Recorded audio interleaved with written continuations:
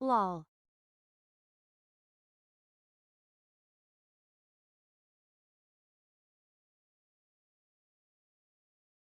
No sound. Muted.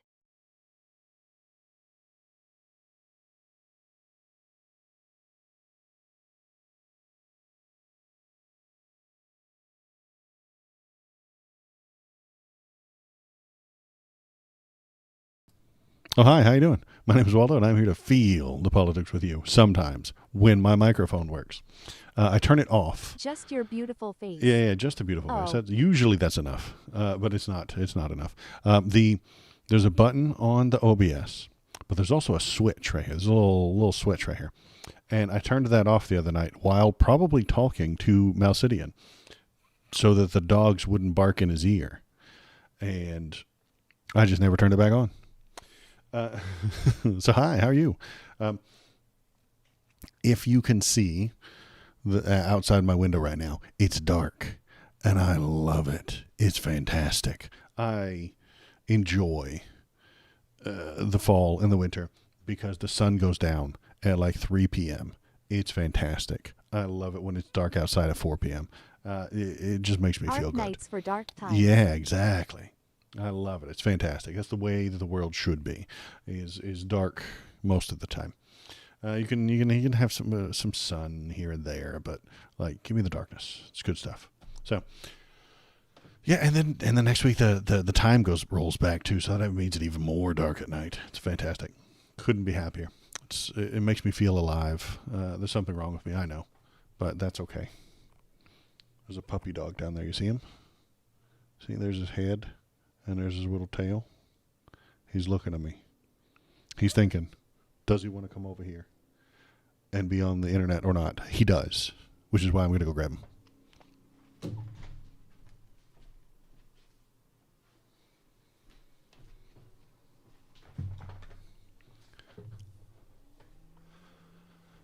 Oh, there he is. It's Bobo. Hi, Bobo. Say hello to the people. Say hi. Bobo's got a vest. Hi. Well, it's a shirt. It's a cool shirt that says, I give free kisses. Because he does. But not to dudes. Okay. Oh. There you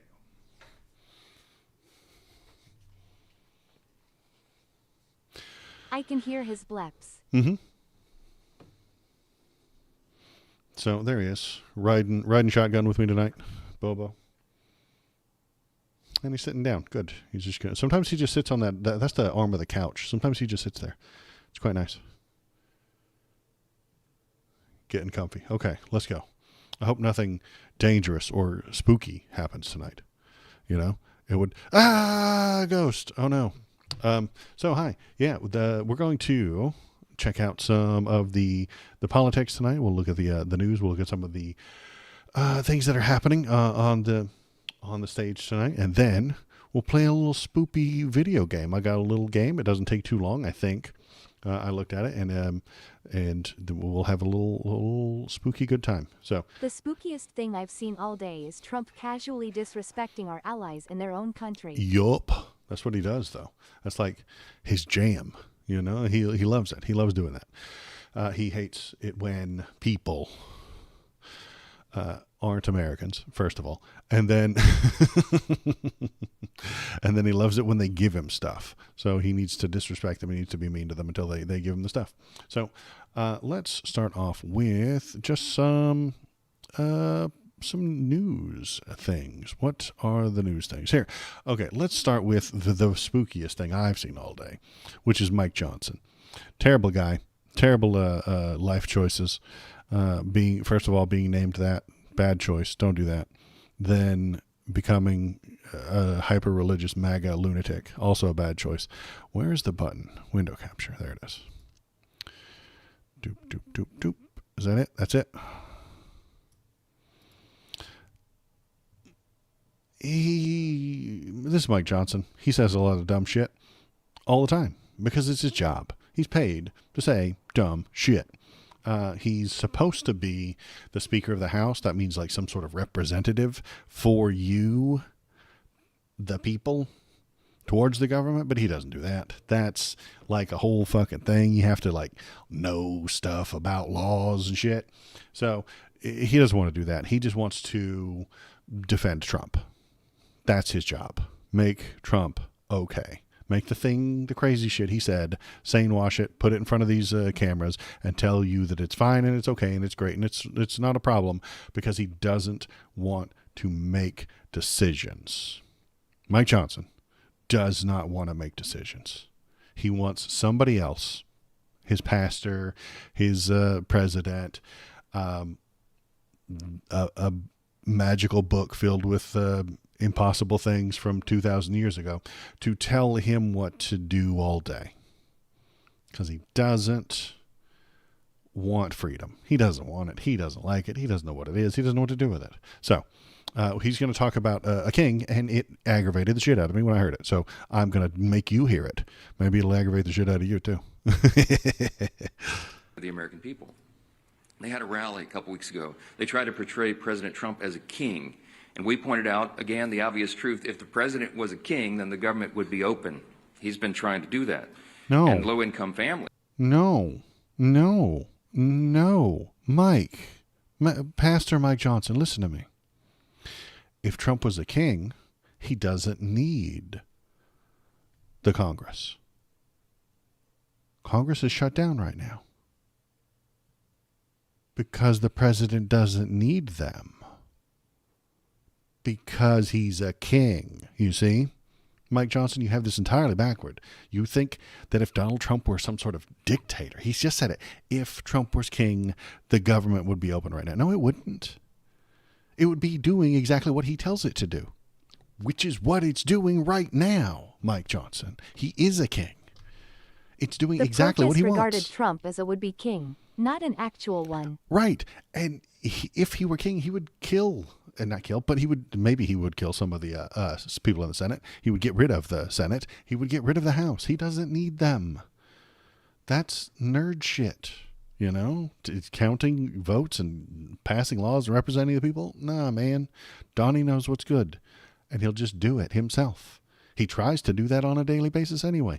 And if he were a king, he would allow the government shutdown to continue forever. And then you have to go through him for everything. And then all the budget has to go through him, and he has to sign it into place. And then if he doesn't want food stamps for people, they don't get the food stamps. What have the people ever done for him, honestly? Have they done him any favors lately? Maybe we should try that. Maybe the people should try and bribe the president. Maybe then he'll pay attention to what they want and what they need. Mike Johnson is a liar. He doesn't know what he's talking about.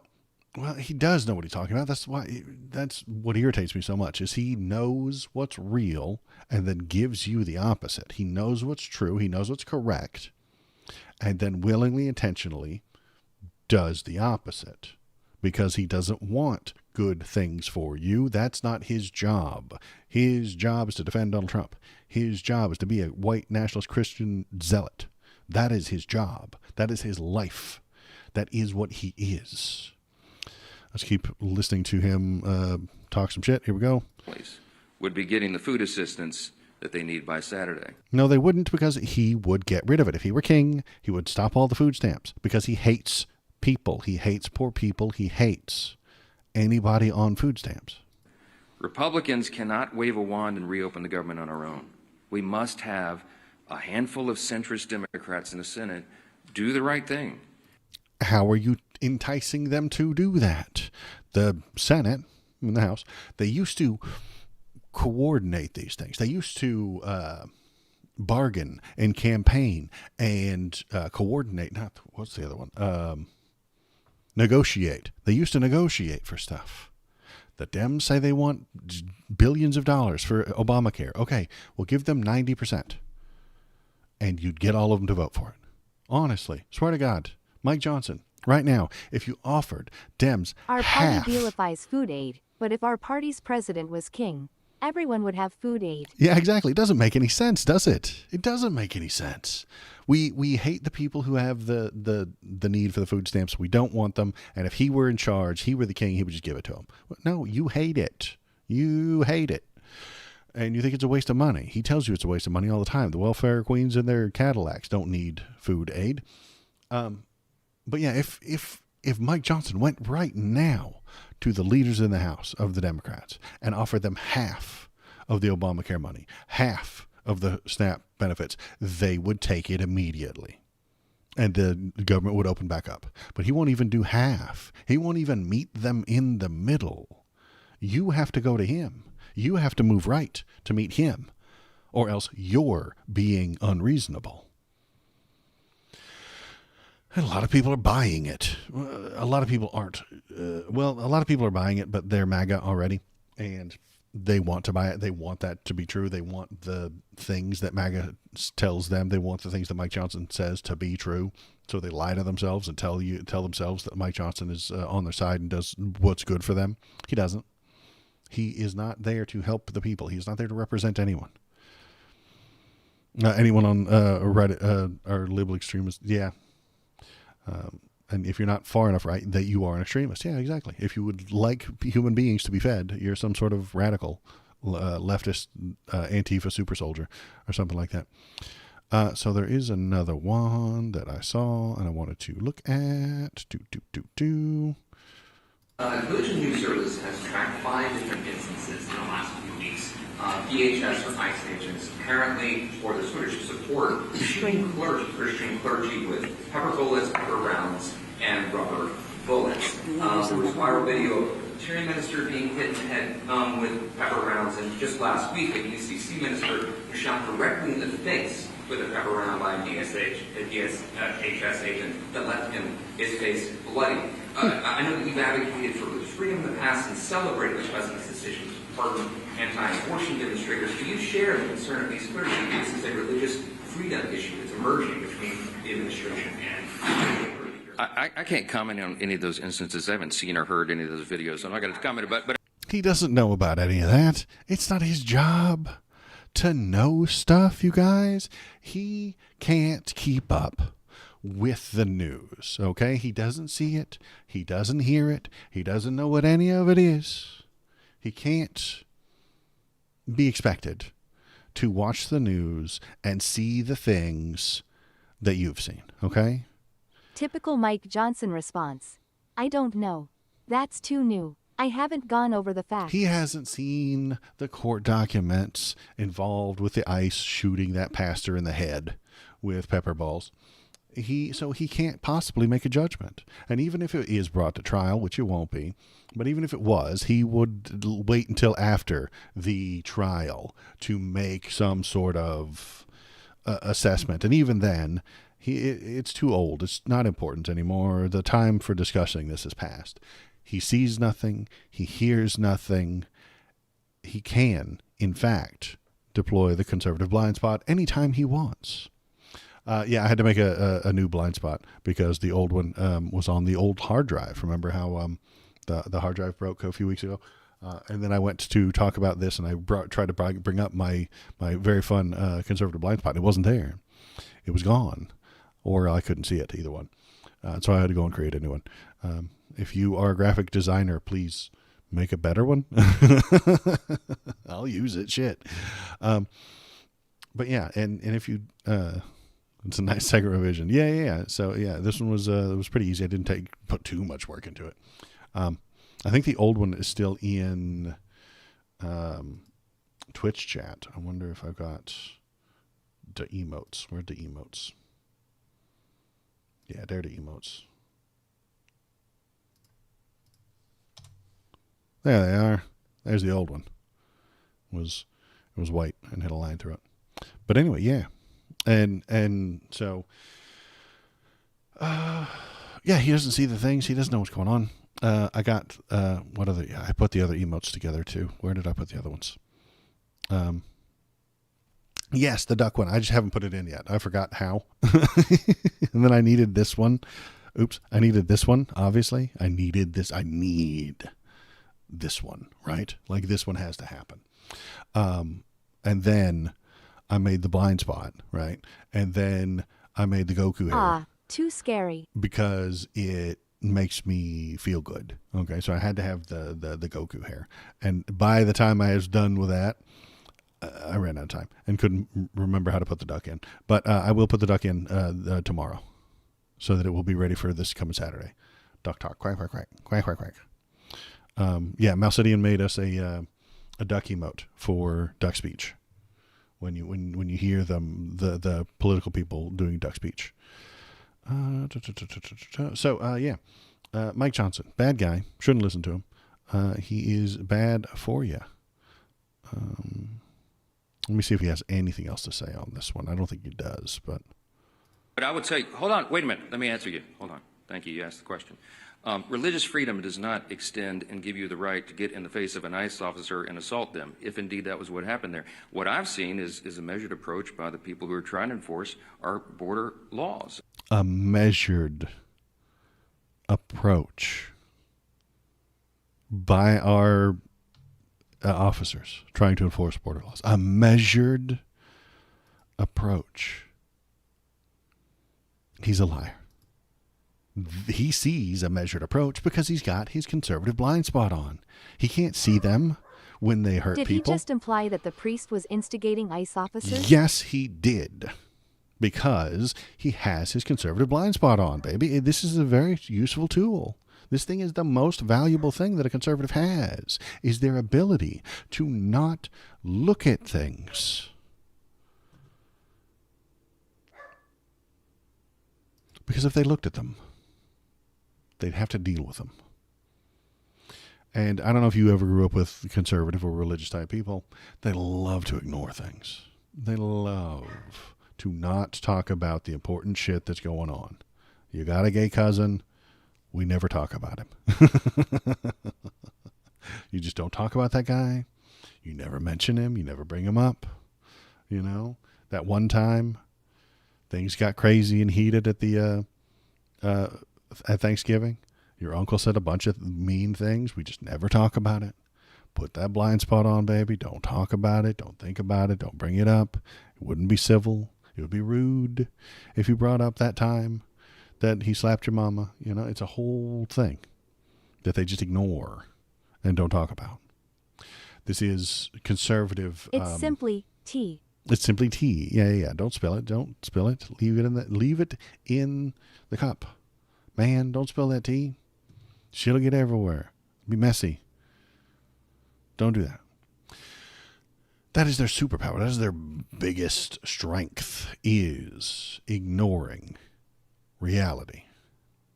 They want to ignore that reality because that reality would mean that they need to change. They need to pay attention. They need to hold someone or something accountable. They need to see other people as people. They hate that. They don't want that. Everybody needs to be labeled and put into boxes, and then the boxes that they don't want need to be shipped out of the country. That's the whole idea. And let's see, do I have one more Mike Johnson? No, but I've got a rant to read, and this is a very good thing. So what I'm going to do is close this, and then we'll go over here to this thing. This is called Bad Faith America's Existential Crisis. This is an article written by Jim Stewartson. I don't know who that is, but he's got it nailed right here in this thing. The most tremendous thing in which has been granted to man is the choice. America is having an existential crisis, a struggle for how to derive meaning from life, demonstrated daily by people like Speaker Mike Johnson, who delivered this outright lie Tuesday morning about Joe Biden that accurately describes the Trump regime. Let's hear what he has to say. The Biden administration was unprecedented in so many ways, and the president was checked out of his job for quite some time, and everybody knows it. He's talking about Joe Biden. He's saying Joe Biden was checked out of his job. Donnie's playing with paint swatches and carpet right now for his ballroom as Americans are about to starve to death. Food banks are collapsing because of the people that are going there and needing more food. The government is shut down, and Donnie is playing construction game with his little dump truck and his little hard hat, and he puts on his orange vest, and he goes and he plays dump trucks. And there was a cover-up. The people around him who were they would give him scripts to follow. They would point him literally in the direction. Stand here, sir. Wave like this. That's what's happening to Donald Trump today, Mike. And he didn't know what he was signing. So there's all sorts of just incredible. He didn't know what he was signing. Just last week, the crypto billionaire criminal got pardoned by Trump because he made Trump and his children wealthy, and then the press asked him about it, and he didn't know anything about it. Donnie is being tricked. They're putting pardons in front of him that he doesn't know about. This is happening now. But Mike Johnson wants you to be pissed off at Biden. Let's keep going. Incredible implications. It sounds like a terrible novel or something, but this is reality. And so the pardons, for example, he pardoned categories of violent criminals and turned them loose on the streets. And like all the Jan 6 protesters, like all those Jan 6 rioters. Good Lord, a lot of them, not all of them, but many of them that were pardoned for Jan 6th have gone on to commit more crimes, and they're begging for more pardons because they know Donnie will give it to them. He didn't even know what the categories were, apparently, much less the individual people that he pardoned. They're invalid on their face. I mean, I used to be a constitutional law litigator. I would love to take this case and go into the courts and make that law to set the precedent. You can't allow a president to check out and have unelected, unaccountable, faceless people making massive decisions for the country. Like Stephen Miller is now. Think of the executive orders that were signed with the auto. He has no faith. What is faith? A casual observer might note that Mike Johnson is acting in bad faith, and they would be right. But what does it actually mean? Faith is a term that has come to mean a belief in something uncontrollable, usually, but not always, religious. By contrast, good faith is a secular concept, meaning the intention to be fair and honest. Mike Johnson does not have the intention to be fair or honest. Did he just say he used to be a lawyer? Is that part of the right's reason for hating on Hillary? Well, everybody in the government is a lawyer. I mean, you write laws. He's a member of the representative. So, yeah, all of them have law degrees. Its opposite, bad faith, has come to be synonymous with lying and fraud. Faith comes from the Latin fides, a foundational Roman virtue, meaning reliability, integrity, and keeping one's promises. Trump doesn't have a law degree. No, he doesn't. Well, not him, but everybody in the House and the Senate usually does. They go through law school, they become lawyers, they either become politicians or judges. I mean, this is a thing. I mean, they write the laws. Good faith was part of Roman law and meant trustworthiness in legal transactions. For the Romans, fides was not belief but fidelity. The sacred duty to honor one's word. To live without good faith was to live without honor. Dishonorable. Mike Johnson. However, the rise of Christianity and the subsequent conflict among Abrahamic religions led to the reorientation of faith from covenant with others to an allegiance with a specific deity. All a big problem, if you ask me. They shifted the burden of moral decision-making from the individual to the supernatural. This is the problem with America, conservatives, and their religion. Fidelity, the brother of integrity. Right. They don't need to be fidelity towards you. If they lie to you, that's fine. As long as they believe in Jesus. You see? They don't have to be good to you. They don't have to be good to their brothers. They don't have to be good to their neighbors. As long as, at the end of the day, they say, they do the magic symbol and then say, praise Jeebus. Then they're allowed to do whatever the fuck they want. This reminds me of the scoreboard analogy. Why do youth pastors and reverends and seemingly religious people who talk bad about molesting children keep molesting children? Why do they keep doing it? Why do you pop up it's on the atheist blogs and Reddits and stuff like that.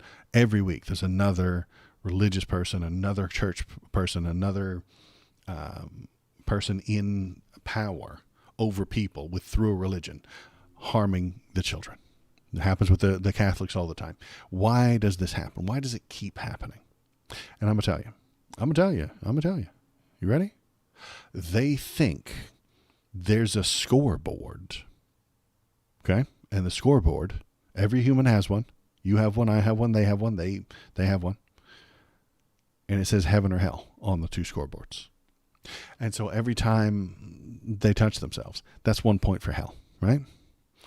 And every time they, invent graham crackers to prevent you from touching yourself, that's like 1,000 points for heaven. You see? When they touch themselves, well, that's 1 point for hell. But if they stop all the gay marriages in Texas, well, that's like 1,000,000 points in the heaven side. That's like 1,000,000 points. Because there's 1,000,000 gay people that want to be married in Texas. So they get to touch themselves 999,999 more times. And they will still be winning. They'll still win this game. The guy in Oklahoma recently, he was the school board attendant or something like that in Oklahoma who tried to get the state to buy all the Trump Bibles. Well, he was also stealing from the government. He was also stealing from the Oklahoma people. He was allegedly squandering the money on things that he wanted and the things that people he liked wanted, and giving them free stuff. And he was okay with doing that. It's okay to do a little bit of stealing. If you get 1,000,000 Bibles in front of children, that's like 1,000,000 good points. And the stealing, that's only like 10 bad points, honestly. That's only a few bad points. That's only a few bad guy points. That's a few points on the hell side. But your heaven side has millions of Bibles that you gave to the junior high kids. This is their brain state. This is how they operate. And this is what Mike Johnson lives through as well. He thinks that if he just hurts all the un-Christians, then he can break a few laws himself. It's okay. It's worth it. It's fine. So, where did we leave off? I started ranting again.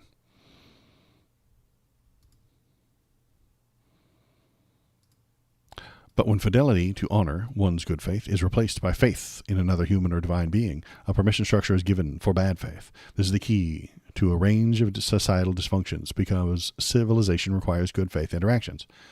To retain its structure, legal contracts enforce good faith by law. Political and social contracts only work on the basis of honest dealing. Unquestioned faith in a singular person or being turns will from an active to passive role. So he's passive in his role in the human conscience. Mike Johnson doesn't actively decide what's good or bad. It's passively given to him through his religion. That means he doesn't have to make choices. He hates making choices, man. External allegiance becomes the only rationale for action, transforming the will to be a better person into the will to be a better servant. You hear that shit from all the conservative Christians. Be a better servant. Be a servant of Jesus. Be a servant of the church. Be a better bitch for Donald Trump. Do what the daddy tells you. In many ways, the project of Enlightenment philosophers, many of whom were religious themselves, was to return. You're using concepts that are too difficult for many Trump supporters. They will check out because they think you're talking over them. Well, they need to get smarter, and they need to get on my level. Then I will stand above them forever and fling smart words down at them, and maybe some of them will move up. In many ways, the project of Enlightenment philosophers, many of whom were religious themselves, was to return faith to the individual. They saw honor, truth, and reason as crucial building blocks for moral governance and civil society. It was the singular achievement of the Enlightenment that they re-engineered the world to operate on the basis of good faith rather than religious faith. But even science, reason, and social contract couldn't insulate humanity from the deeper question: what happens when meaning itself fractures? Essentialism and existentialism. I know those are big words. I know we're doing philosophy tonight, and then we're gonna do some video games. Stick around for the philosophy. Then we'll play a spoopy video game. I promise. And then maybe we'll even see a ghost or two. Ooh, a ghost. Okay.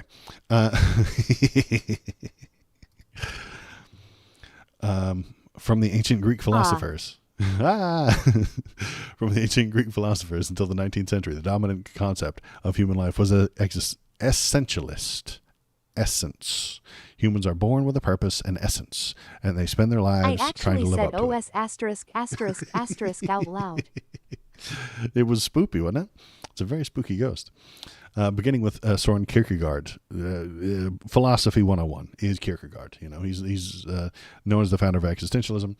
This idea was deeply challenged. The key insight of the existentialists was crystallized by John Paul Sartre's axiom: existence precedes essence. You exist before you can come up with an idea of why you exist. Okay? That's all he's saying. You have to have a brain before you can start thinking about why you have a brain. This means our being and our choices are ours alone. Our existence comes before the meaning that derives from it. Therefore, that meaning comes from our choices. The choices you make tell us who you are. Freedom has become a burden from which many seek to escape. I say this all the damn time. Conservatives don't like freedom. They don't know what it is. They don't know where it comes from. They hate it. It terrifies them. They don't want to be free. They want to be controlled in a very comfortable manner. But freedom to choose can also be a tremendous burden. It can. The anxiety of knowing that you are alone and you are responsible for what you choose to do and what you strive to be in every single moment can be debilitating. Yes, it's dangerous and it's scary. For people like Sartre, this anxiety of freedom and how people try to get relief from it is key to understanding the human condition. Now we talk about bad faith, which is important. I think we can skip part of this. All right, this is the good part. Sartre used an example of a waiter who plays the part too much, as if they existed as a waiter instead of a person playing the role of a waiter. Like the waiter in Sartre's example, Mike Johnson no longer sees himself as a man free to choose. He believes that he exists as a Christian soldier sent by God to protect the imperfect instrument of divine will, Donald Trump. He's no longer a human being. He is simply doing... He is a thing. He isn't someone anymore. He is something. And that thing is the defender of Christ, the defender of Donald Trump, the defender of all conservatism. MAGA does this all the time with your job. Republicans do this often. They patronize the coal miners. And the Democrats have to tiptoe around the coal miners and offer them benefits, offer them great things, tell them how great they are and how smart they are and how detrimental it is, how important they are to our entire society. Trump puts on his hard hat and he promises them more coal jobs, more digging up rocks from the dirt and burning them. Hillary promised to re-educate them all, learn the code, she said, and the people hated her for it. The people who have nothing to do with fucking coal mining heard Hillary say, I will put a government program together to teach them to do a different job. And they hated her for it. Because coal miners are born coal miners. This is their identity. You can't take that away from them. How dare you, Hillary? How dare you tell that those aren't coal miners, those are people? Because that's what she thought. She thought they were people who wanted a job. She was wrong. They were coal miners who wanted to mine coal. It's a difference between people with a job and coal miners. Somehow. They have stopped being someone and have become something. Don't do that. Conservatives do this all the time. They tie their very existence to a thing. And it's insane. Don't do that. And there are only about 40,000 coal miners in the damn country. 40,000. Not millions. But both parties have to bend over backward to appease these people who are their jobs. That is their identity. I'm a coal miner, and my daddy was a coal miner, and his daddy before him was a coal miner. And they all died in their 50s with the black lung. And God, as my witness, my children and grandchildren will be coal miners. And they too will die young from black lung. MAGA 2028, MAGA forever. It's disturbing. It's inhuman. The person who talks like that, these people aren't humans anymore. They're things. Okay, let's keep reading. The communications revolution has been exponentially accelerating. The we all enemy know. of progress is ego and pride. Yeah, that makes sense. They can't move forward. They can't go on to do a different thing because they are coal miners. That's their ego. And you can't get rid of coal because then they will have nothing left. In existentialist terms, the progression fractured reality into an increasingly more complex and frightening set of choices. Choices, more choices. The existential anxiety felt by so many is born from an expanding and unnatural set of influences to choose from. You can see the revanchist retro fantasy world that the Trump regime projects as a psychological solution to this anxiety, a white Christian sanitized version of 1950s that never existed. This is why I bring up Leave It to Beaver all the time. It was a TV show that was full of white Christian sanitized version of the 1950s. They think it's real. They thought it was a documentary, but it was a fictional television show. The vision both relieves the anxiety of choice and provides permission for authoritarianism. If the government takes away all the people and the things that I don't understand or agree with, I don't have to worry so much. If they kick out all the brown people, I'll be safer because I'm afraid of brown people. How did you become afraid of brown people? Well, the government told you to be. In short, the Trump regime is using technology and the media to amplify America's existential crisis and to provide bad faith solution to it. Put on the armor of God or a Trump 2028 hat and let others make the choices for you. They don't like freedom. But we could have good faith. Here's the quote, "Man is free, but he finds his law in his very freedom. It is because man is radically free that he bears the burden of the whole world." This is some Bioshock shit, you know? A man chooses, but a slave obeys. That's kind of what they're telling you. If you have the choice, you should make the choice. Freedom is a good thing, but it is dangerous and harder to live free. The existential crisis facing America and the world is real. It cannot be wished away or defeated with politics.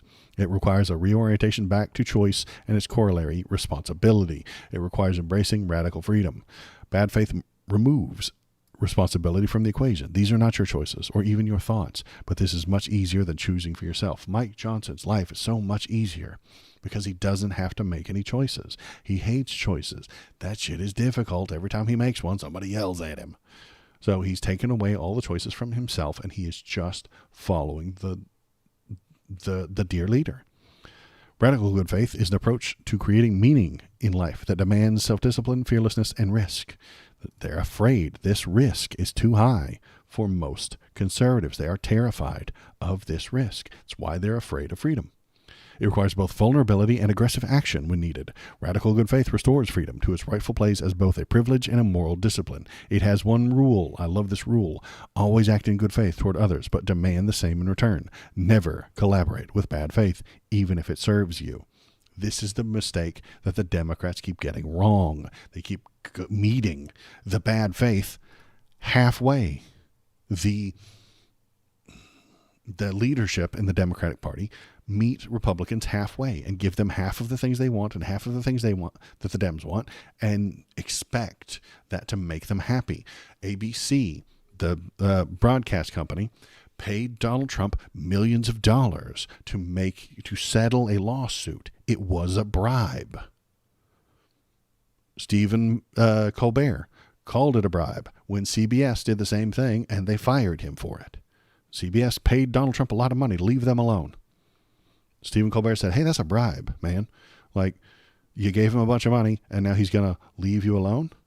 He doesn't leave them alone. He comes back and he wants more. And then he sues you again. And then threatens to sue you again if you don't put hall monitors in your newsroom, which CBS has done because they don't want to get sued. They're more scared of him than they are scared of you. Wait a minute. Are you saying that capitulating to authoritarian demands has no end? Right.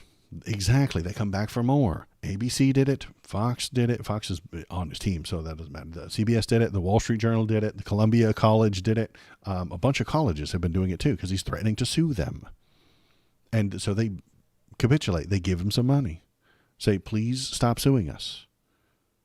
And they think it may be. He won't come back for more. And usually they're wrong. Because he does come back for more. Because that's his operation. That is his entire history with, that's the only thing that he's ever done is extortion. Extortion is his skill set. His only skill set. The key is the last part. Too many of us, modeled by our politicians and institutions, he's talking about the Dems, have taken on bad faith as a model for success by telling themselves that their role defines them instead of their inner humanity. They have adopted an easy excuse not to make decisions or take responsibility for their own behavior. Bad faith gives people like Mike Johnson a microphone. Importantly, radical good faith isn't independent of and compatible with others' beliefs. It's not anti-religion, it's anti-abdication. If you like freedom and believe in Jesus, great. Anti-abdication. Don't give up all your freedom. Don't let some book written by somebody else tell you how to live your life. The founder of existentialism, Soren Kierkegaard, was a deeply Christian man, but felt that their relationship with Jesus Christ was personal, and what Nietzsche called a slave morality had taken hold of religion. Kierkegaard's argument was that God was not teleological. He did not assign meaning to the universe or human life. The meaning still comes from our own choices. You set your own meaning for life. Regardless of belief, you cannot escape your own decisions. As much as it may seem that handing our agency to authority will bring relief, it is the death of freedom. To be radically free is to face yourself, take responsibility for your own choices, act with integrity, and refuse to allow anyone to choose for you. A freedom which is interested only in denying freedom must be denied. This is the tolerance of paradox that you get from the people on the right. Well, I want to be a Nazi, and you're not respecting my choices. Well, the people on the right are taking freedom from people. And it is not true that the recognition of the freedom of others limits my own freedom. Me being free doesn't take freedom away from anybody on the right. But they think it does, and that's why they will stomp on you. That's why they will hurt you. That's why they will take your freedom away from you, because they do not want you to be free. They want you to be like them. To be free is not to have power to do anything you like. It is to be able to surpass the given toward an open future. It's very nice words, but the important bits that I'm getting at are always act in good faith toward others, but demand the same in return. Never collaborate with bad faith, even if it serves you. Democrats, make this part of your damn platform, you know? So, yeah, that was my rant for tonight. I'm going to turn that into a, into a YouTube video, and you can watch it. You can watch that. Oh, my God. On YouTube. There's the YouTube link in chat. If you're paying attention, if you're watching, hop into the chat. Tell me what you're thinking. Tell me what you're feeling.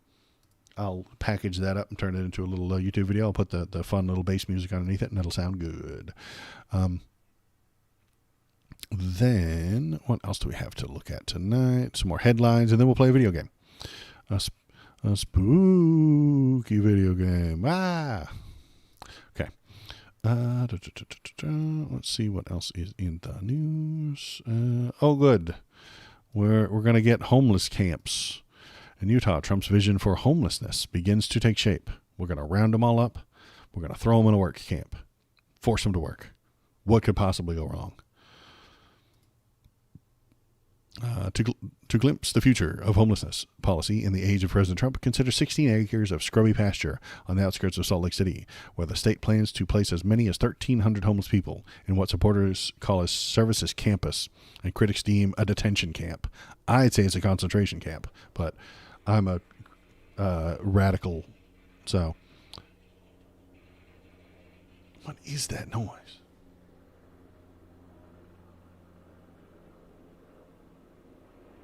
The helicopter's coming for me, folks. The helicopter outside my house. They're coming for me. They're coming to get me. I'm going to look out the window, find out if the helicopter's coming to get me.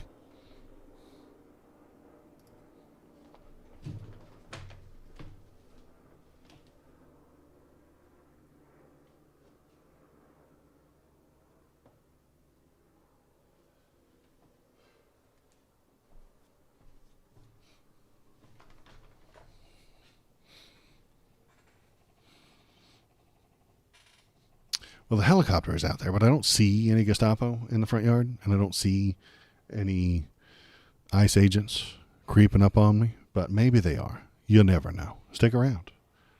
Maybe I'll get got. Now it's coming in that window. God, they are surrounding me, aren't they? Damn. Oh, wait, no, that's my dryer. Okay. No, that's my washing machine. Never mind. So helicopter over here, washing machine on this side. Okay. That's fine. It's just doing the spin cycle. But it sounds like a helicopter because it's spinning. Anywho, the hell was I talking about? Oh, yeah, concentration camps. Maybe this is why the helicopters keep coming to get you, Waldo. State planners say the site announced last month, after a secretive search, will treat addiction and mental illness and provide a humane alternative to the streets, where afflictions often go untreated and people die at alarming rates. I'm sure that it'll be really nice to their addiction and mental illness by forcing them to work to the bone until they die. That'll be good for them, right? So they also vowed. Come on, Bobo. He's barking. What are you barking at, Bo? Anywho, they also vow stern measures to move unhoused people to the remote site and force many of them to undergo treatment. So forcing them to move, forcing them to undergo treatment, reflecting a nationwide push by some conservatives for a new approach to homelessness, one embraced by Mr. Trump. With outdoor sleeping banned, removal of to the edge of town may become the only way some homeless Utahns can avoid jail. Planners say the facility would also hold hundreds of mentally ill homeless people under court-ordered civil commitment, and the effort will include an accountability center for those with addictions. An accountability center is involuntary, okay? The accountability center is involuntary. You're not coming in and out, said Randy Shumway, the very tough guy who's going to fix all your homeless people by forcing them into a camp. Utah will end the harmful culture of permissiveness, he said, and guide homeless people towards human thriving. He won't do anything about the economy. He won't do anything to make the world a better place. He won't do anything about the crippling capitalism that is ruining us. Capitalism running amok, hurting us, stealing every goddamn penny they can, then ruining your credit and stealing everything else they can from there. Tricking you into with payday loans and calling your cell phone 19 times a day to try and trick you into accidentally taking a loan so that they can steal your house. I won't do anything about that. But if you are homeless, he is going to force you to listen to sermons. Probably. It is Utah, so I suspect that this will be not just regular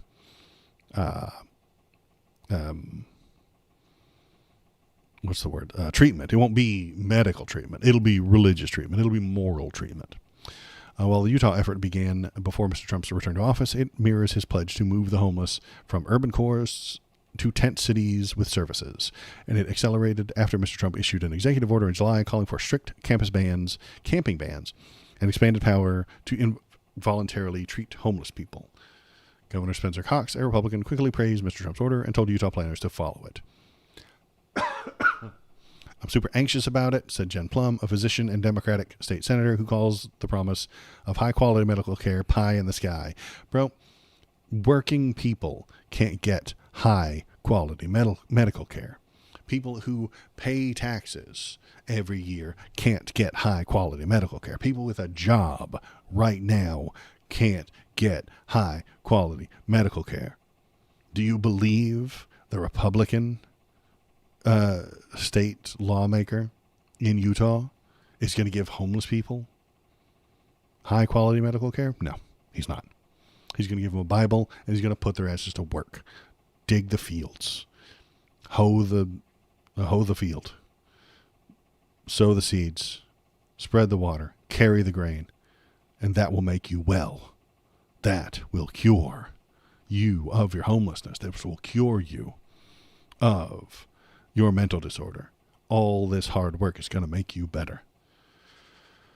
If you're tired, you won't have time to go out and score some crack. Bobo didn't like that one. He was like, dude, you're being silly, Waldo. I know, I'm being silly. Let's see if there's anything else important on this one. So we're going to get some concentration camps. Good luck to that. This guy's talking about it. There he is. Let's hear what he has to say.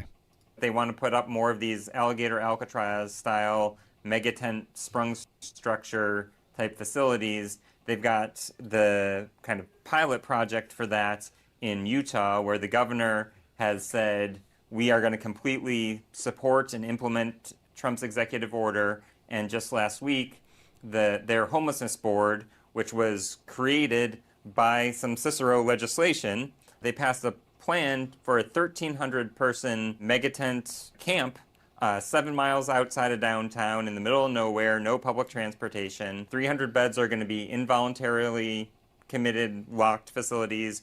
Another set of beds are going to be no voluntary entry or exit. It's going to be where you get sent for jail diversion.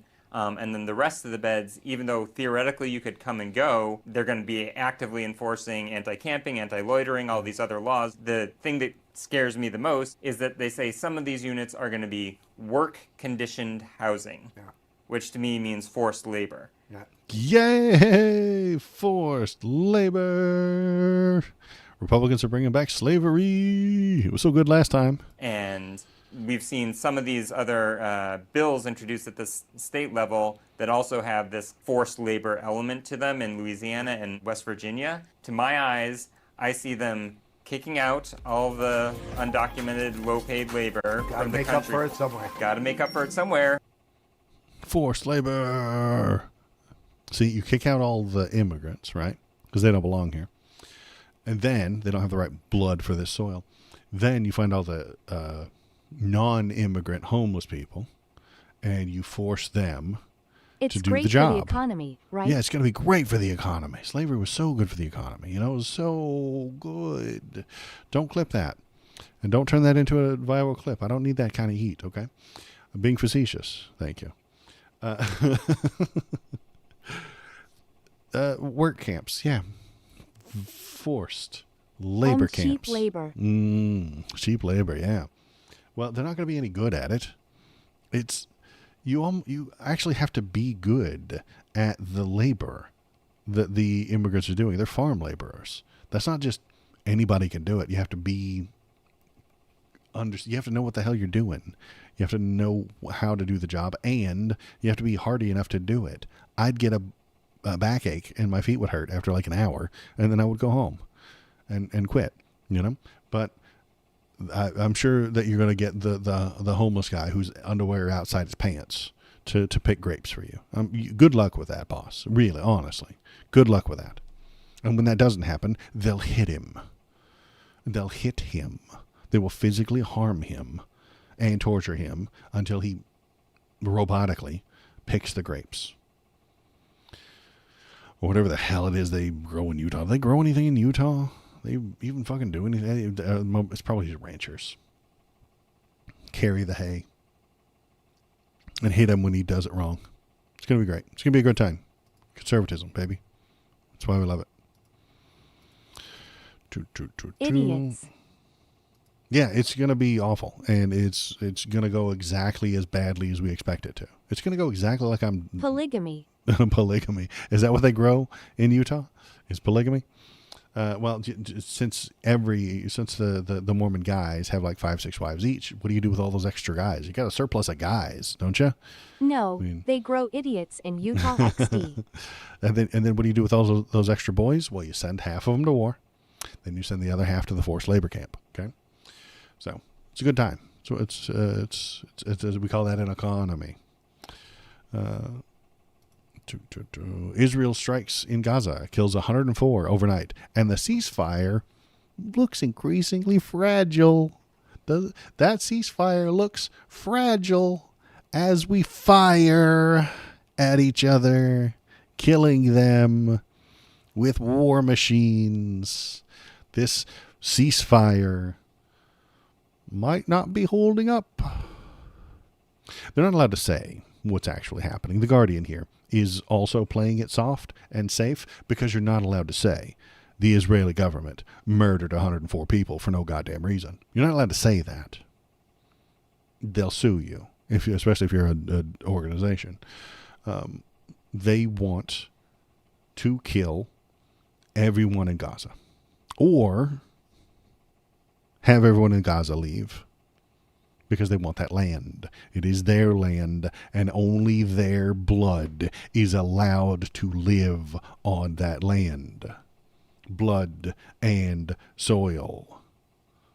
And if the Palestinian, what do they call it? If Hamas is doing that, if Hamas says this is our soil and only our blood is allowed to live on this, then they're also doing fascism.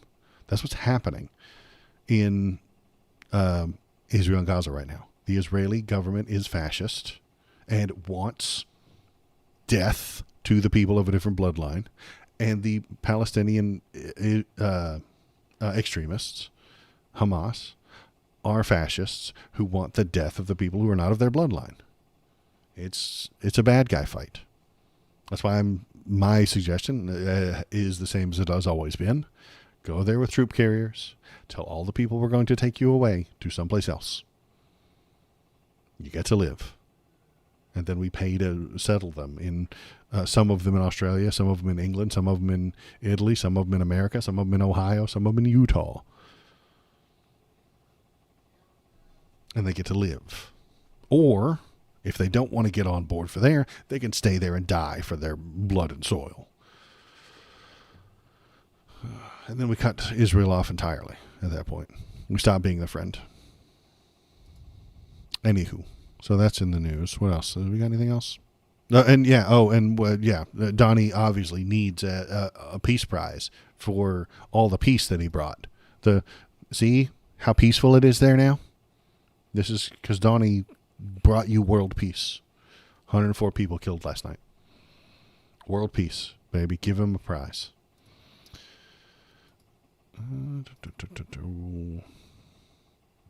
I might save this one for some other time because it's already 8 o'clock and I want to play that game. Doop, doop, doop, doop. Oh, here's some more blood and soil from the actual, literal, legitimate, actual DHS Gov. You have a duty, American. Send them back. Them being anybody who wasn't born in America. And the photo being of a mentally deranged Australian who was in a movie once. Back in this is from, what was the name of that movie? I forget what it was. But Mel Gibson, a mentally deranged Australian, holding up an American flag. And he stabs some motherfuckers with that flag. Like, if you've not seen this movie, like, that man is in a battle. He murders people constantly. He raises his children poorly. He is a very bad guy. And he stabs motherfuckers with that flag. Legitimate members of a foreign government that should maybe legally have been in charge of him. You know, it's complicated and difficult. Revolution is always difficult.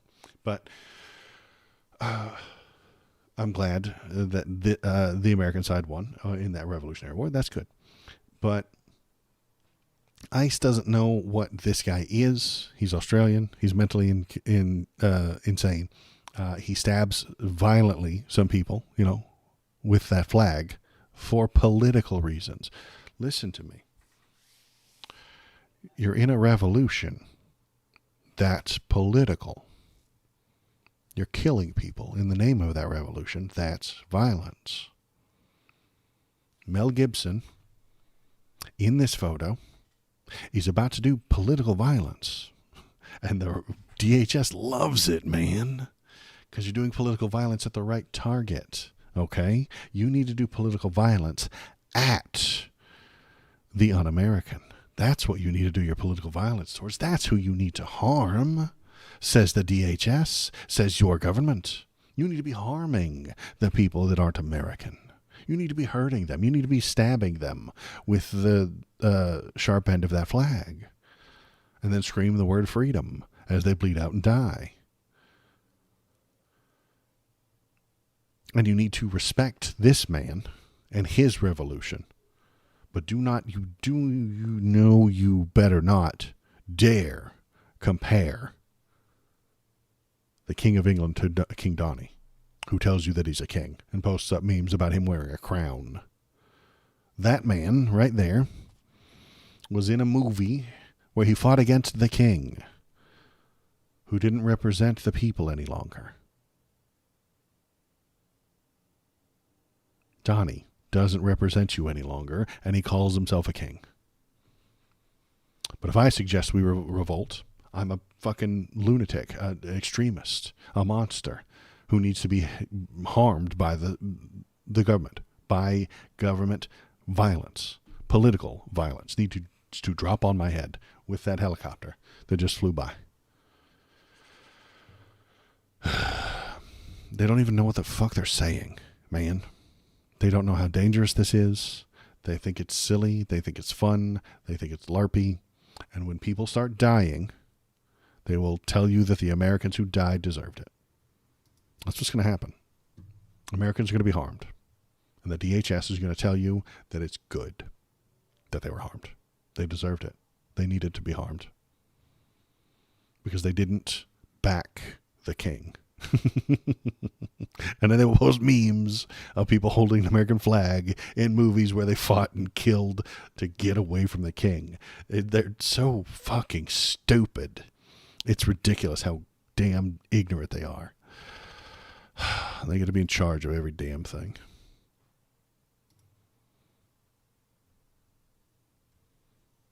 It's 8 o'clock. Let's play a spoopy game. I'm going to save these other two for Saturday's stream.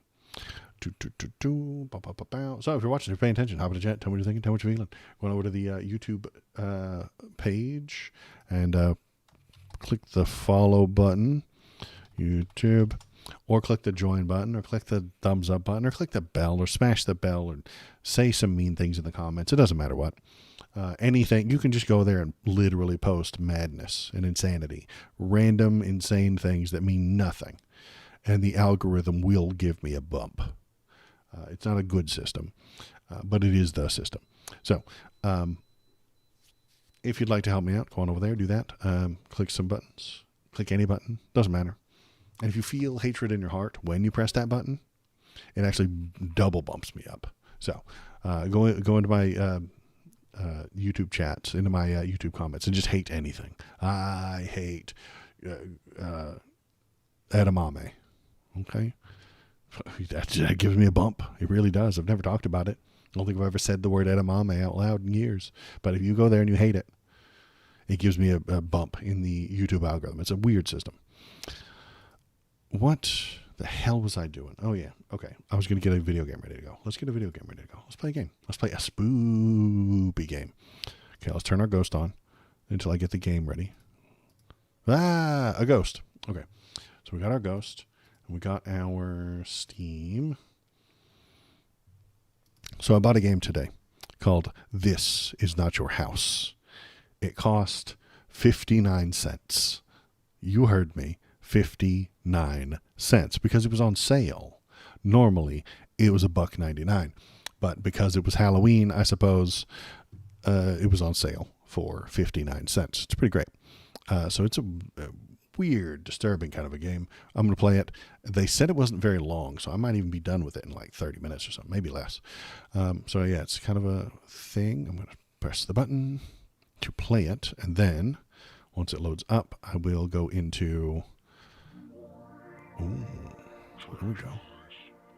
Ooh, spoopy. It's already getting spooky. Okay, we're going to go here. We're going to go to there. We're going to go to game capture. We're going to turn window capture off. Turn game capture on. We're going to do that one right there. And finger flicks. Wait, hang on. Wait. Is it on? I'm not doing that to the audio. It's the game. Come on, man. See how spooky it is? I just need you to show up on screen, you son of a bitch. Oh, hey. Press the button. There it is.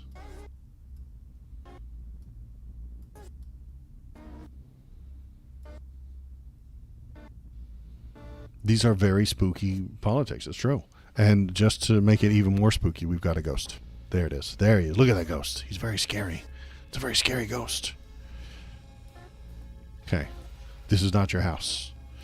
Let's play. Start. Roger always knew if he were attacked, it would happen on the walk from his car to his home. So he readied his house key before stepping out of the vehicle. Okay, nice. We got our suburban house. We got a shed. It's clearly labeled shed. Okay, just in case you didn't know, we forgot what a shed looks like. That's it. That's a shed. That's a car. So, are we Roger? I think we're Roger. Keeping it ready as he walked to the trunk of his car. He hangs his groceries from his wrists, keeping his fingers free to open the front door without fumbling. As Roger makes his way to the porch, his eyes start darting between the house's corners. He'd read about a young woman being ambushed in her driveway the week before. Oh my God. He's in suburbia. He's a white woman. Step in my shower. I'm looking and I can't seem to find Waldo. Well, that's okay. Step in my shower. That happens. I'm elusive. You know what I mean? He tries to put it out of his mind by counting how many steps it takes him to reach the front door. But he can't stop listening for the sound of someone rushing towards him. Very spooky. There's a gentle breeze and the white noise of distant traffic. Roger assures himself he's right to remain vigilant. It's a scary world. Could be people out there playing the knockout game. It only takes a split second for someone to get the drop on you. Steady with the key now, smooth as fast. Roger's key slides in on the first try. It won't turn. Oh my God. This is spooky. Roger removes his key and inspects it. It's engraved with a large H. Definitely the correct key. H. For, what's the H stand for, guys? Chat, what does the H stand for? Herbert? Hold this key when you enter the house? Maybe that's what it stands for. Roger tries the key again. House. No, I don't think you're... that's too simple, Ponathan. Ponathan, you're thinking too simple. A burglar would know that H stood for house. Okay? And then they would have your key and they would get into your house. Locked, jammed, Ham. broken maybe? Ham. Valor's on it. There you go. It means ham. Hovel. Hovel. Okay. Means I kind of like ham because if they think it means ham, they won't try it on your front door. I don't know. Okay. Sorry. I'm being silly. I'm supposed to be spooky. Sorry, guys. Okay. We're in the zone. We're in the mood. We're spooking it up. We're spooking. Roger takes a step away from the door and scans the area for suspicious persons. He does a visual pat down, an ocular pat down. He sees no one. He releases his grasp on the key and leaves it in the lock. He drops his grocery bags on the porch. He tries furiously to turn, pull, and push on the key in the door handle every which way. Without success. Roger hears something inside. Oh my God. A shadow passes by the window. It looks like someone's silhouette through the curtain. Roger pounds on the door. Open up this instant. The police are en route. The door unlocks from the inside. Oh, hi. Can I help you? Says the lady. Can I help you? Oh, I'll try and do a lady voice. I can't do girl voices. I'm sorry. Can I help you? You can start by getting out of my house. This house does not belong to you. Check the deed, lady. A deed is only a piece of paper. Okay, she's a debate bro. All right. She's a debate bro. Let's go. Let's debate this house and its ownership. That proves this house is my property. Personal property is a social construct. Bro, shit. Based lady. She is defeating him in the marketplace of ideas. She's epically owning him in the marketplace of ideas. She's got him on the ropes, man. Fucking social construct. This lady debate broed him out of his house. This is amazing. This is not fucking a spooky game. This is an instruction manual for everybody who's homeless. Go do this. Go do this. Those who inhabit a space own it. All right. Fucking okay. Tell us about the proletariat. You got any theories about the seizing the means of production, lady? Oh, now we have a choice. Let her have the house. Take your house back. Well, we can't let her have the house, right? Like, it's still 8:10. It's still entirely too early for us to be giving up. Maybe we can come to some sort of agreement or we can kick her out. Take her house back. I have a rotisserie chicken cooling off out here. Weird debate tactic, but okay. I'll be eating it in my dining room before it's room temperature. The homeowner attempts to shut the door on Roger. Roger swiftly jams his foot in between the door and its frame. Oh, is this Roger? Oh, I don't like Roger. Dude, I don't like Roger's face. He does not seem well, you know? He presses his face into the gap his foot provides. I don't think you heard me. Whoa. Roger soldiers the door wide open. The homeowner is knocked back into the kitchen. Oh, you see her here. You forgot your chicken. You forgot your chicken. She makes a good fucking point, but she's a good arguer. I forgot the chicken. Should I get the chicken or stand on my ground? If I go back and get the chicken, that's the baller thing to do. Be like, you're right, I forgot my chicken. But she's going to lock the door as I go outside, right? But if I stand my ground, I lose the argument. I lose the moral high ground of eating my chicken. Whew. Okay, we're going to get the moral high ground and get the chicken. Roger turns around to collect his groceries. He sees someone analogous to the homeowner devouring his rotisserie chicken. Okay. I didn't expect the lady to be out there eating the chicken.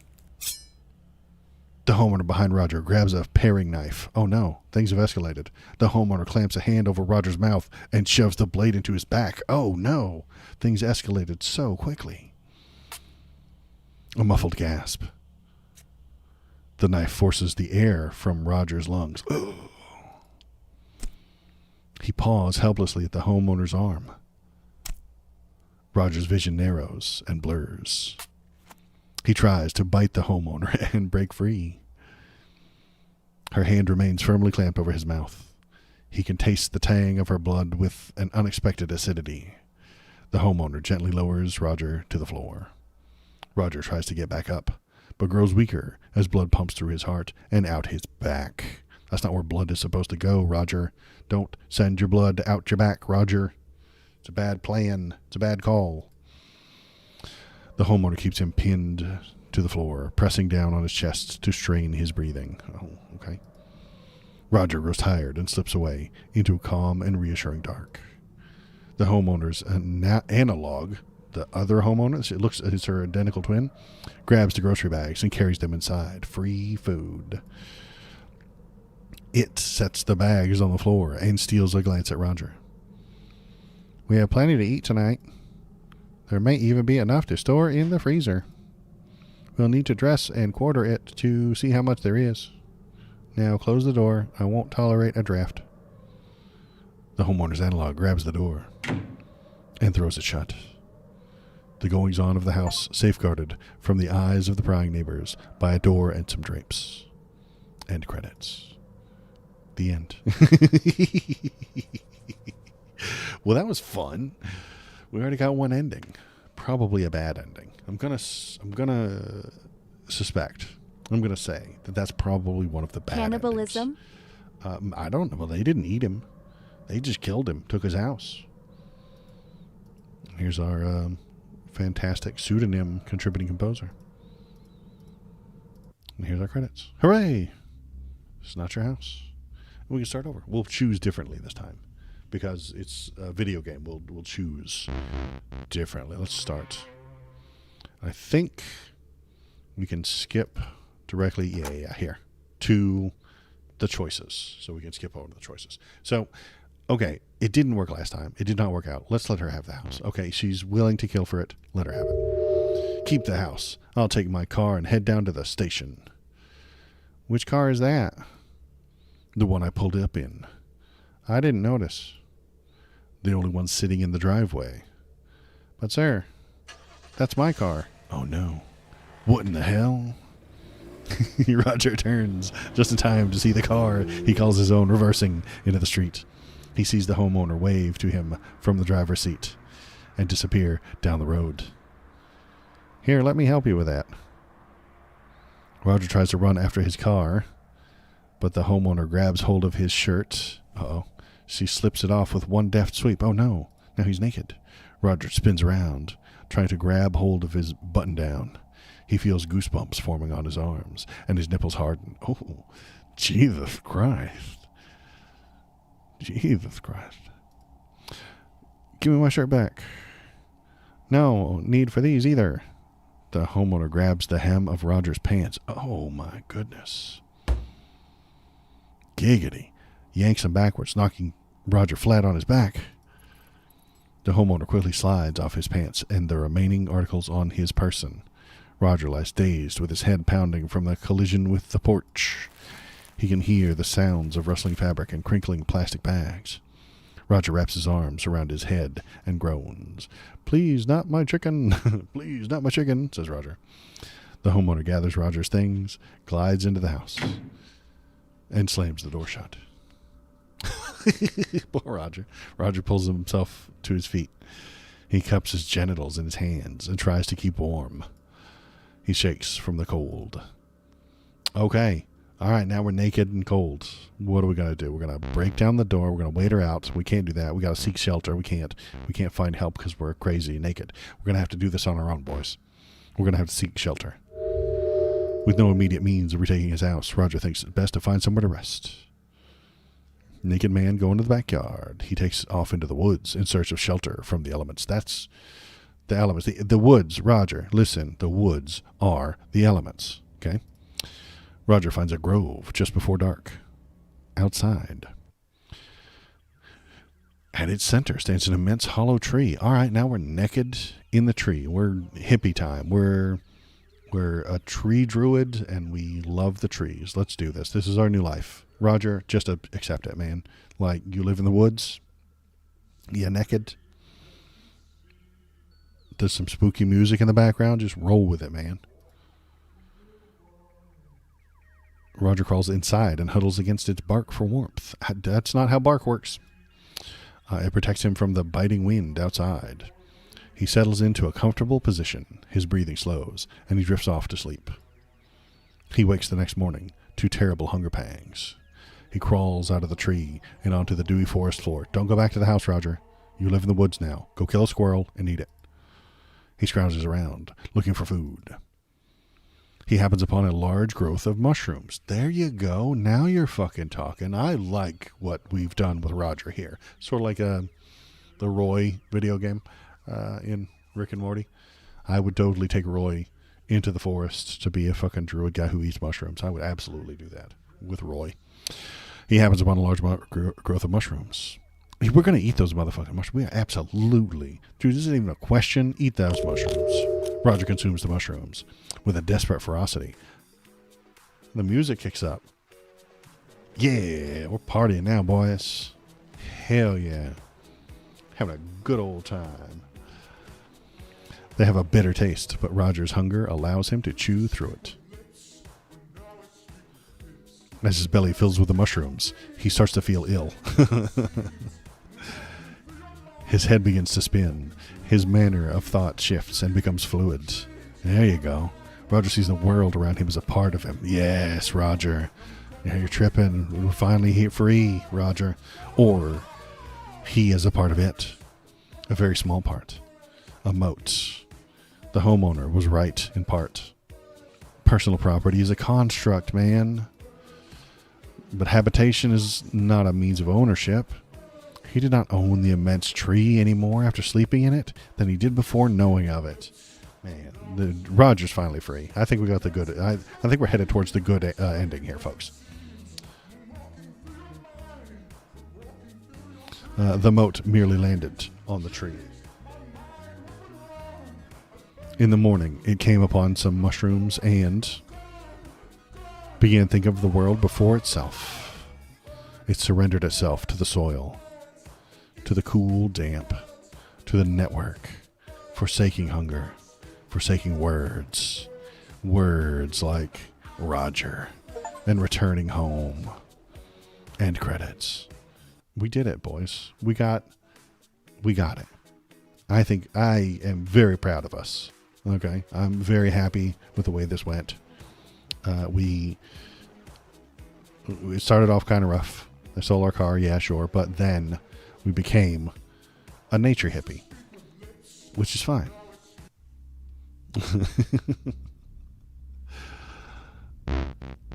Let's go one more. We're going to skip them. All right. We let her have the house last time. We took the house back. We're not going to turn for the chicken this time. Okay. Shh. I knew that she was going to get the drop on us when we went back for the chicken. So we're not going to go for the chicken this time. She will win that moral argument, yes. But we are going to stand our ground. I'll get it when you're gone. Be sure not to leave too often, Roger. I have a habit of roosting in unintended spaces. Roger hears a car start up right outside. He looks out the window to see what's going on. The homeowner waves from the driver's seat of his car and disappears down the road. It can't be. Roger whirls around. The homeowner is no longer in his kitchen. He proceeds to clear the house. Okay, she left. Okay, room by room until he's sure she's gone. I have a funny feeling she's going to come back. Roger spent the next few days gathering up every trace of the homeowner's presence and passed it on to the authorities. Though she left traces? The hell kind of traces did she leave behind? Doilies. Oh, gross. Table runners. Oh. Oiled drape runners. Candles. God. Kind of sick fuck. Owns what? This is disgusting. It seemed like she'd lived there for years, leaving things in odd places. Only someone familiar with the space would. It took Roger an additional half day just to rearrange the furniture. Thankfully, she hadn't moved in her own. Then, there was nothing left for Roger to do, except his grocery shopping. Oh no. He decided to have his groceries delivered by a boy from the neighborhood for a while. Okay, good call. All right, don't leave the house. He didn't want to leave the house. Yeah. Oh, yeah, I got you. He started to feel silly about it after a few weeks passed. So he placed a call to the station following up on his vehicle's disappearance. The police explained they were unable to locate his missing car and had no leads. Roger bought a junker to handle his errands around town. He didn't notice the walk from his car to his house anymore. The only thing that worried him is whether or not he could turn his key when he got home. A shadow passes by the window. Oh no. End credits. It's going to happen again. Oh my God. That was kind of... We just chased her out. Okay. But then she comes back. Okay. Alright. Let's try again. Let's skip all this. Then we're going to let her have the house, right? And then we're naked, right? We're going to go crazy naked man, right? Okay. Break down the door. You got it. Roger's a strong man, but not strong enough to break a door down with his bare feet. Shit, Roger. Shit. Roger. Damn it. So instead, he takes a swing at the door's window. Okay. He feels something warm and slippery pour down his arm. Yeah, Roger, it's blood, as he fumbles with the deadbolts. He manages to get a grip on the lock and slide it open. Roger opens the door and shuffles inside. He hears heavy footsteps from the floor above. The steps indicate the homeowner is headed for the stairs. Shit. Had she found his shotgun? Uh-oh. Roger only had a moment to act. Are we going to hide in ambush? No. We hid out in the forest last time, and it ended well. So we got to arm ourselves. Yeah, Roger darts to the kitchen block in the kitchen, a mere 15 feet away. He yanks out the butcher's knife and wheels around, heading for the stairs. A yellow flash and flecks of cinder. I think he got blown in half. Roger lies dead, practically eviscerated by his own shotgun. Way to go, Roger. You loser. The homeowner calls the police to report the incident. What is left of the body is labeled a John Doe. It is cremated by the town according to protocol. The local paper released a story about an incident, labeling Roger an unidentified drifter and the homeowner as a neighborhood hero. Some locals caught the story and recognized Roger from the area. A correction was printed, but it portrayed Roger as an unstable addict and to account for his state of undress and violent behavior. Local officers used Roger as a cautionary tale at school assemblies to display the dangers associated with drug abuse. Poor Roger. The homeowner was heralded throughout the state as an example of someone who defended themselves when police were nowhere in sight. She stood her ground. She's a hero on Fox News. She was paid handsomely to act as the keynote speaker for a variety of clubs and events over the next few years. Oh, she became homeowner is magic. Yeah. Gotta be. She became an important person at the NRA. Oh, they pay her to be the good guy with a gun. End credits. Oh, man. So becoming influencer. She's an influencer now. Yeah. She has her own YouTube page called Stood My Ground or something like that. Homeowner with a shotgun. All right, so I'm still thinking the best ending we've gotten so far is the WTF is going on. The gun would have been registered to him. No, that's fake news. Ponathan. The house is registered to him, unless he's the crazy person. I'm starting to think that he is actually a crazy person, and it's always been her house. He killed somebody, stole their car, stole their groceries, and is now taking it to a house that literally isn't his. And so the lady is in the right here. I'm on her side so far, Ponathan. I'm sorry. At Ponathan 1, she's magic. She can rewrite reality. That is fair. All right, so we broke down the door. My story is more likely. We broke down the door. We went to seek shelter that one time. We can wait her out. That seems like a bad call, so we're going to find help. Let's find help. Driven by the belief he cannot resolve the house theft on his own, Roger runs off to find help, but he's naked, so it's going to be a bad time. Running down the road, he spots a police cruiser on patrol. Boss, and when you're completely naked, the cops never take your side, okay? Listen to me. Listen to me. Listen to me very carefully. I tell you this from actual, literal, real-world experience. When you are completely naked, the cops do not take your side, okay? Little tip from Waldo. Running down the road, he spots a police cruiser. Roger begins wildly flailing his arms and calling out for the vehicle to stop. Okay. That will stop them, usually. The cruiser comes to a halt, and an officer steps out from the passenger side and shoots Roger at the end. No, I'm kidding. Roger sprints toward him, shouting and attempting to explain his situation. Bad call, Roger. You're going to get tased. This is how you get pepper spray on your junk. The officer enters a defensive stance and draws his weapon on Roger. Yeah. Roger freezes in place, thrusting his hands into the air. Don't move. Don't move. Hands. Let me see those hands. They're up. I'm cooperating. Suspect is uncooperative. So this house is in America. Okay. I'm cooperating. What am I a suspect of? Turn around. I said turn around right now. Roger complies. Walk backward toward me. Roger walks backward towards the officer. Not so fast. Bam, bam, bam, bam, bam, bam, bam. Shoot, shoot, shoot, shoot, shoot. Roger stops in a lethal game of red light, green light. In American fashion. Valor, I know you're not in America, but in America, when you deal with the police, you have to play a fucked up game of Simon Says. Simon says, get on the ground. Simon says, roll over. Simon says, get on your knees. Give me your hands.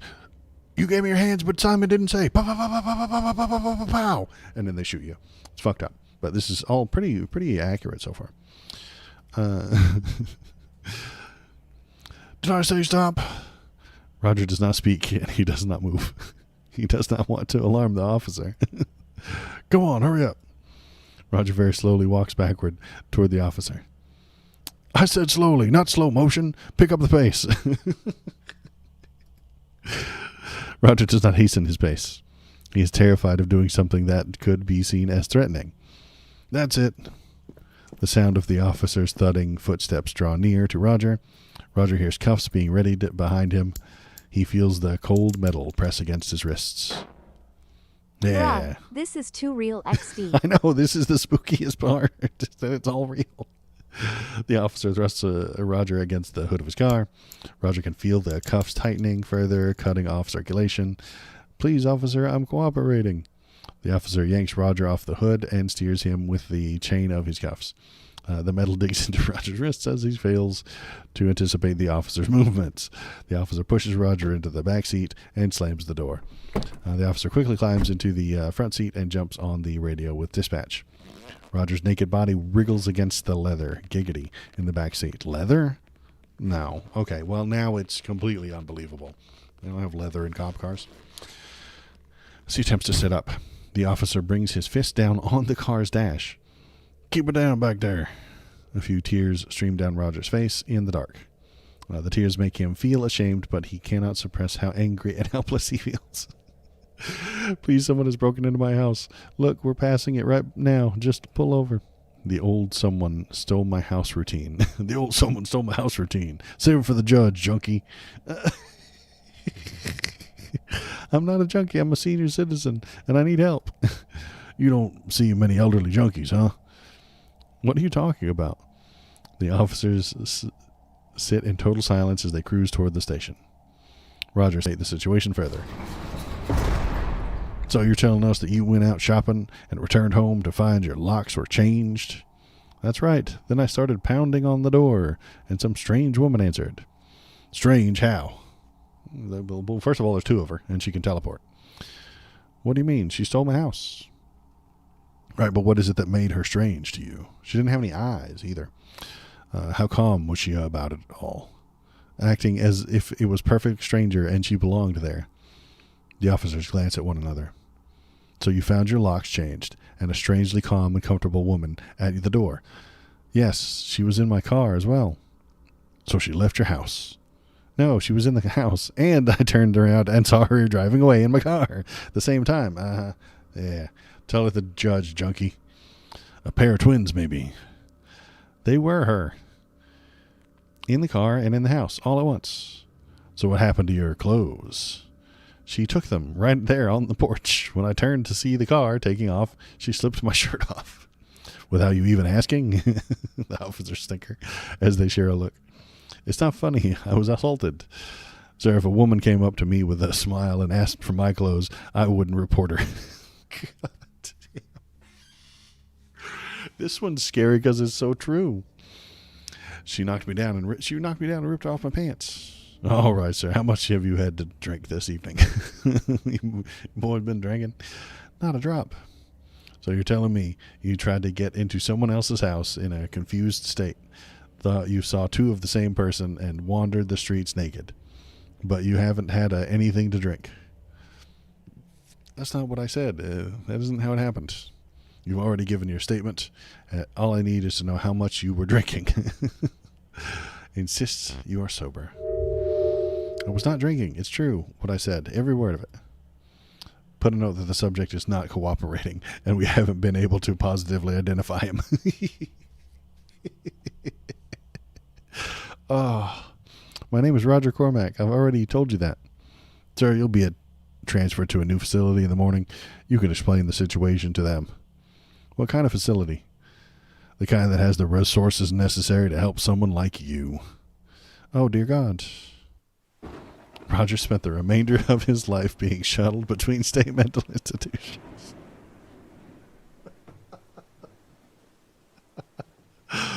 Oh, poor Roger. None were able to properly identify what ailed him. Without a diagnosis and treatment plan in place, they were unable to release him. He raved about the woman who stole his house and his car. The staff learned to tune out his ravings as they did with all the other patients, content to consider his ramblings those of a madman, unspecific nonsense that you can hear pressing your ear to any patient's cell door. End credits. Oh, that one was just too spooky. Man. Okay, what time is it? It's 8:35. I've got time for one more. Let's do one more. And then we'll call it for the night. There was one more for the take your house back. We won't arm ourselves. We're going to take the house back. We're going to skip here. We're going to stand our grounds. Wait, no, we did that one already. Derp. We already did that one. Shit. We're going to let her have the house, right? Then we break down the door. Then we hide and ambush. Okay, so here's our difference. Last time we went for the knife and she had the shotgun. We played knifey shotgun and she won. So we're going to hide this time. Roger wasn't sure he could make it to the kitchen and back before the homeowner reached him. Naked, he pressed himself against the corner wall at the bottom of the staircase. Giggity. Remember to yell surprise, Roger. Hoping to remain out of sight. The homeowner's heavy footfalls make it easy to follow her movements. Roger sees the barrel of his shotgun slide through the entryway. He grabs hold of it and rushes around the corner. The homeowner falls back onto the stairs. Roger yanks the gun away from her with his good hand. Okay, good. All right. The homeowner stares at Roger and tries to sit up. Roger brings the butt of the shotgun down on her face. He presses down, grinding and twisting it into her. Her smile peeks out at him from around the gun stock. Okay, she's smiling. All right, guys, now we're worried. She's smiling. She reaches for the trigger. Roger pulls the gun away from and brings it down on her face. He does it again and again. Oh, she's still smiling. There she is. And again. Relentless fragmenting and distorting her features into a puddle. He was satisfied when he could no longer see her eyes.